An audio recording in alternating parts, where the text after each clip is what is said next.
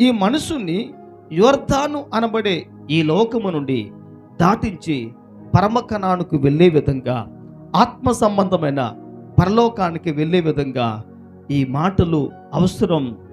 దైవ లేఖన భాగములు అవసరం. దేవుని యొక్క వాక్యం ఈరోజు మన జీవితంలో అవసరం.